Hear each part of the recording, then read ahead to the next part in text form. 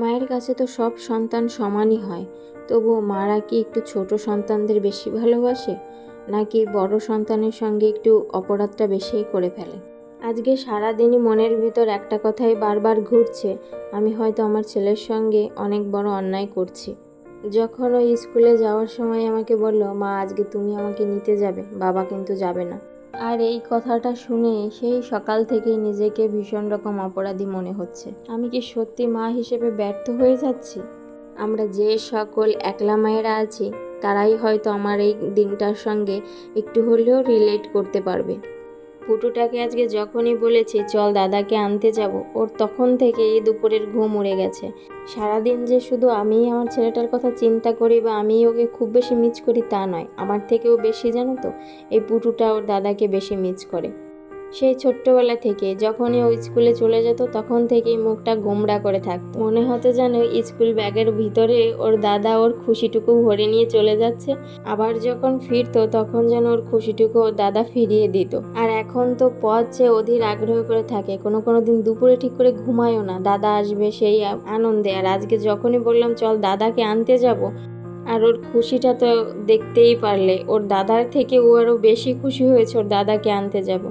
আর আজকের তো দাদার মুখে হাসি ধরছে না, কারণ ও যে বলেছে মা তুমি আমাকে আনতে যাবে, আর ওর মা ওর কথা রেখেছে। আর এই ছোট্ট ছোট্ট আবদারগুলো আমার যতটাই অসুবিধা হোক কষ্ট হোক আমি সব সময় রাখার চেষ্টা করি। এই যে ওদের আয়া আম্মা দুজন, একজন উপরে থাকে যে সব সময় দেখাশোনা করে, আর ইনি নিচে থাকে। এনাদের দুজনের ভরসাতেই সারাদিন আমার ছেলেটাকে রাখি এখানে। সারাদিন ওনারাই তো ওদেরকে দেখাশোনা করে আগলে রাখে, অনেকটা মা বাবার থেকেও বেশি।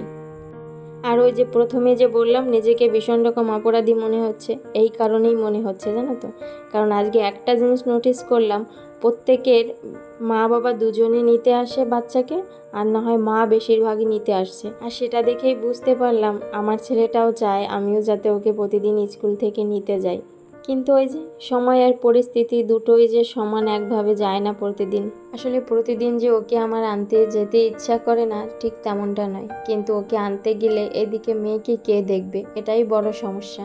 আমারও ইচ্ছা করে ওকে প্রতিদিন আনতে যেতে। কি cream biscuit cake. Cream biscuit cake খাবো? না, আমার দুটোর একটাও ভালো লাগে না, একটাও হেলদি না। তোমার কি লাগবে? Cream biscuit cake. আইসক্রিম খাবে না? আইসক্রিম খাবে না? না আমি ক্রিম বিস্কিট কেক খাবো। ঠিক আছে মাম্মি আজকে অনেক দিন পরে বোন আর মা গিয়েছে স্কুল থেকে আনতে, এবার একটু অন্যরকম আবদার হবে না তা কি হয়? কিন্তু দাদার আবদারের আগে যে বোন আবদার করে বসে থাকে, যখনই শুনেছে বাইরে যাবে দেখো নিজেই উঠে বসে রয়েছে। আর ওর সঙ্গে তো এই প্রতারণাটা সবসময় হয়, ওকে আশ্বাস দেওয়া হয় তোকেও নেওয়া হবে, কিন্তু পরে ওকে ফেলে রেখে চলে যাওয়া হয়। তাই আজকে আর এমনটা হয়নি। যতই বলা হচ্ছে যে তোকে সঙ্গে নিয়েই যাওয়া হবে, কে কার কথা শোনে, ওই পিছনে রেখে ওর বাবাকে গাড়িটা ঘোরাতে হয়েছে। ছেলে ঘর থেকে বলে এসেছে ও আইসক্রিম খাবে না, কিন্তু মায়ের হাতে আইসক্রিম দেখে কি আর ও থাকতে পারে? যদিও আইসক্রিমটা খুব বেশি একটা খাওয়া হয় না, গরমের সময় মাঝে মাঝে একটু খাওয়া বেশি হয়। আমার ছেলের আবার আইসক্রিম খেলে জ্বর কাশি ঠান্ডা শুরু হয়ে যায়, তার জন্য ও আইসক্রিম থেকে একটু দূরেই থাকে। তবে ওই মাসে দু একটা খেলে খুব বেশি একটা অসুবিধা হয় না, তার জন্য মাঝে মাঝে আমি ইচ্ছা করেই ওকে আইসক্রিম দেই। আর এই পুটুটাকে দেখো, ও ভাবলো এতক্ষণ আমি যুদ্ধ করে গাড়ির পিছনে বসে এলাম, কিন্তু আমার হাতে আইসক্রিমটা এলো না। মুখটা বেশ গম্ভীর করে রেখেছিল, পরে আমার আইসক্রিমের পিছন দিকটা ও রাতে একটু ধরিয়ে দেওয়াতে মুখে হাসি ফুটেছে। চলো আজকে আর একঘেয়েমি রুটিন নয়, ওই ছেলে স্কুল থেকে ফিরেছে, ব্যাগ রাখ, স্কুল ড্রেস খোল, হাত মুখ ধো, আবার ওর মায়ের যে প্রতিদিনেরই ঘর ঝাড় দেওয়া, এটা করো সেটা করো, এই সমস্ত থেকে আজকে একটু বিরতি নিয়েছি। আর এই ছুটিটা না জীবনে মাঝে মাঝে দরকার আছে। আমাদের তো এই ভিন্ন রাজ্যে আর আত্মীয় স্বজন বেড়ানোর খুব বেশি জায়গা নেই, তাই ওই নিজেদেরকেই ঘোরার জায়গা খুঁজে বের করতে হয়। মাঝে মাঝেই ছেলে মেয়েদেরকে নিয়ে একটু এই গ্রামের রাস্তার দিকে যাওয়ার চেষ্টা করি, একটু খোলা পরিবেশে, যেখানে গেলে ওদেরও ভালো লাগবে আর আমাদেরও মনটা একটুখানি একঘেয়েমি থেকে বিরতি পাবে। আর এখানকার রাস্তায় বেরোলে না এমনিতেই মনটা ভীষণ ভালো হয়ে যায়, গরু ছাগল হাঁস মুরগি মোটামুটি সব কিছুই দেখতে পাওয়া যায়। ওই যে দূরে একটা কারখানার মধ্যে দেখছো না, ওখানে না মাশরুম চাষ হয়, একদিন তোমাদেরকে সঙ্গে নিয়ে আসবো। ওখান থেকে চাইলে নিজেরাই মাশরুম তুলে কিনে নেওয়া যায়। বর মাঝে মাঝে আসে, কিন্তু আমার এখনও আসা হয়নি। একদিন ভাবছি নিজে চোখেই দেখব কিভাবে মাশরুম চাষ হয়। আর ওই দূরে দেখছো একটা সর্ষে ক্ষেতের মতো দেখাচ্ছে না? কিছুক্ষণের জন্য মনটা মনে হচ্ছিল সেই পশ্চিমবাংলায় ফিরে গেছি।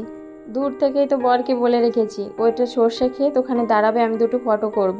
কিন্তু কাছে এসে দেখলাম ওটা সর্ষে ক্ষেত নয়, ওটা অন্য কিছু একটা, ঠিক করে বুঝতে পারলাম না। এখানে জানো তো অনেক বড় বড় গোডাউন, ফ্যাক্টরি, কারখানা রয়েছে। তারই কিছু কিছু ফ্যাক্টরির গোডাউন না এখান দিয়ে, রাস্তার দুপাশ দিয়েই রয়েছে প্রচুর রকম ক্ষেত। এই যে বাগানটা দেখছো, এটা হচ্ছে পাম ক্ষেত। ওই যে আমাদের যে পাম অয়েলগুলো তৈরি হয় এখান থেকেই।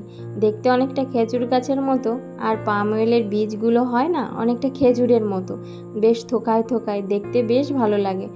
আর এই যে সবুজে ঘেরা বাগানটা দেখছো, এটা হচ্ছে কাজু বাদাম গাছ। গাছ ভর্তি কি সুন্দর ফুল ফুটে রয়েছে।